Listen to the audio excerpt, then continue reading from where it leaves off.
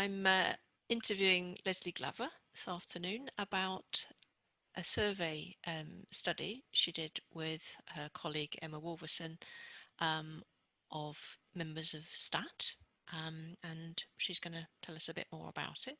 So, Leslie, how did the study come about? Thank you.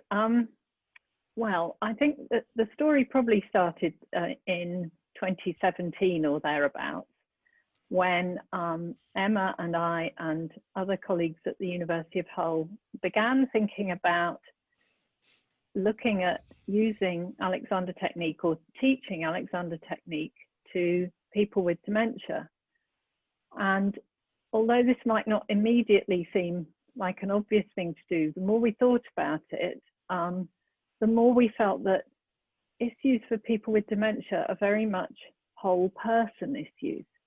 So often people think about memory, cognitive functioning, thinking, reasoning, sort of losses in those kinds of skills.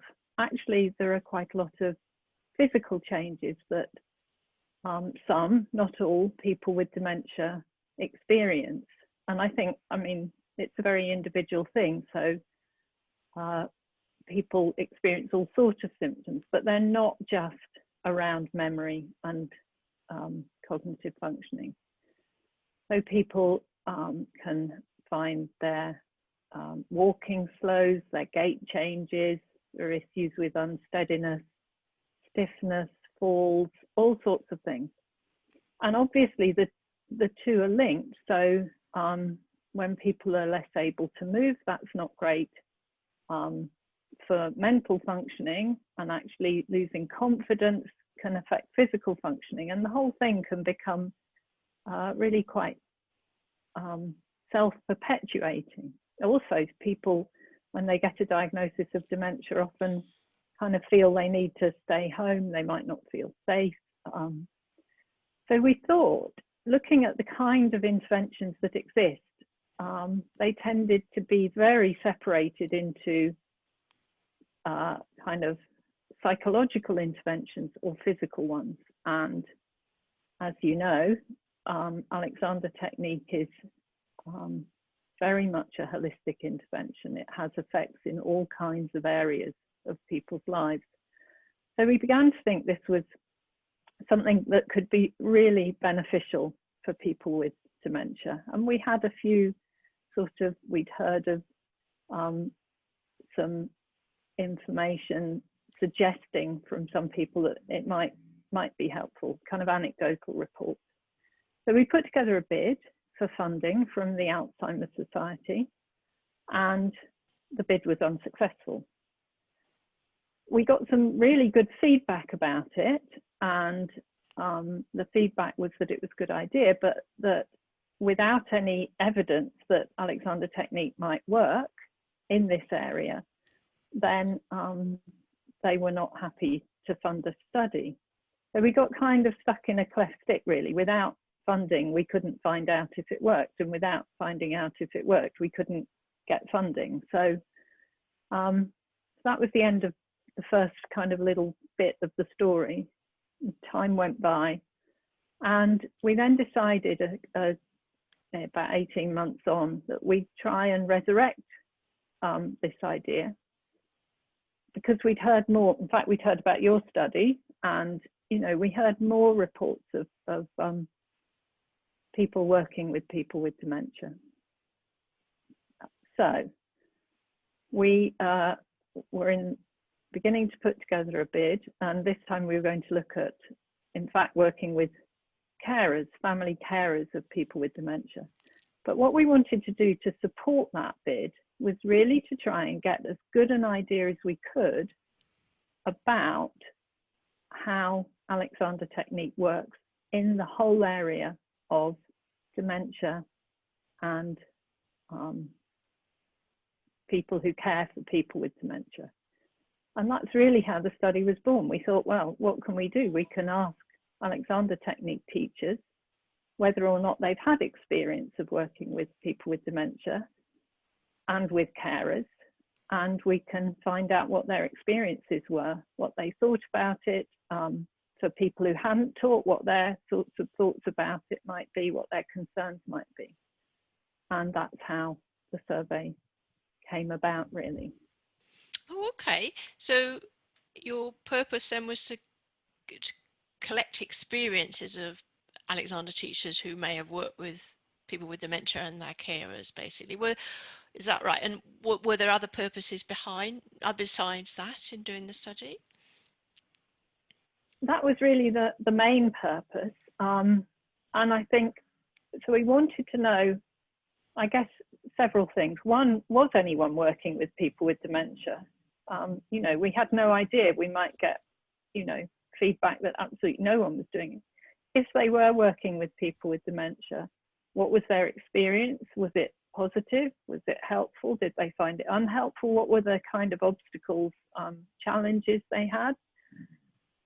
We were also interested in all that information for people with carers, for working with family carers, and we expected more teachers would have worked with family carers than had worked with people with dementia, but we didn't know again.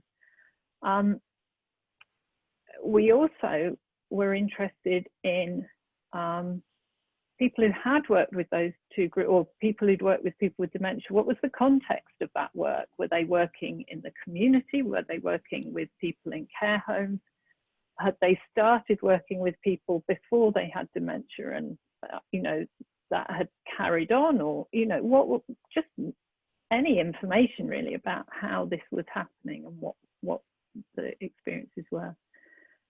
And the other purpose was really to test the water a little bit, thinking about if we were successful with the bid, and if this work took off, what were the attitudes of Alexander Technique teachers to working with people with dementia? Because again, we had no idea. Were people open to the idea? Did people think the obstacles and challenges would be too difficult? Did they think it had the potential to be useful? So that was, it was kind of a general fact-finding mission, I suppose, but with those particular purposes in mind. Okay, great. And you've had a really nice set of sort of questions, but were there any specific kind of research questions that the study was seeking to address that's kind of summarize all that, or? Well, I think probably if thinking in terms of a kind of general question, I think those were the sort of research questions. So what were the experiences of people who had worked with people with dementia and with their carers? And what were the thoughts of Alexander teachers who hadn't worked with those groups about working with them? Okay, great. And what kind of study did you opt for in the end to try and answer those questions? We opted for a survey because that seemed to be the easiest way to reach as many people as possible within the Alexander community. And it was the easiest way, in a way, for them to provide their answers. So we had a survey, but we had some closed questions, some quantitative questions where people would answer yes or no, so we could get a number of an idea of numbers of people working. And we also had some open questions, so there was an opportunity for people to write about their experience as well. So it was a mixed methods questionnaire, survey questionnaire. Okay.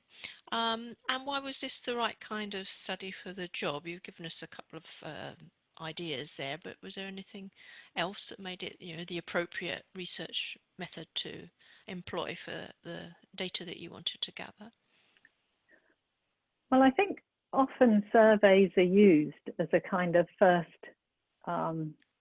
wave of finding out about something. So we were dipping our toe in the water. We didn't really know what sort of numbers we were going to get. So that often surveys are used for that kind of wide-ranging, find out, a kind of get a general sense of what's going on. So that was the reason, really, I think. And it was a way of, it was an electronic survey, it was an online platform that we used. So it was an online survey. It was easy for people to fill it in, hopefully. It arrived in their email and they could click on a link and complete the survey. So it was really, yeah, not too detailed, but reaching the widest number of people to give us a general sense of what's happening in the Alexander community. Okay, thank you. And were there any particular challenges or obstacles in setting up the study? Well, we had to put together the survey questions.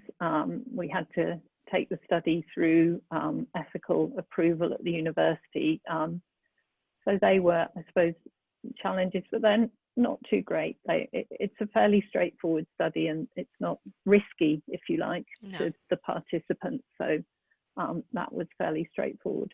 And we circulated it through STAT, and we had great support from STAT. So,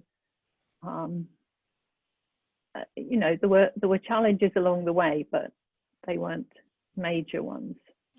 Mm-hmm. And we circulated it to STAT members in the UK and also to the affiliated societies. So it's an international survey to give us hopefully a picture worldwide of what's going on. Okay, and any sort of pleasant surprises or unexpected sort of outcomes? So. Well, I suppose in one way, just the support of everyone who kind of helped us along the way. We had help from the STAT research group, which was lovely. They looked at the questionnaire and commented and helped us refine it and make sure it was understandable and also that it covered what we needed. So that was great. And having that kind of support when you're putting together a study is really important. And as I say, we had great support from STAT, who circulated it for us and sent it out to the affiliated societies, and just fabulous responses. So that was nice. And I'll say a bit more about those in another video. Okay, great.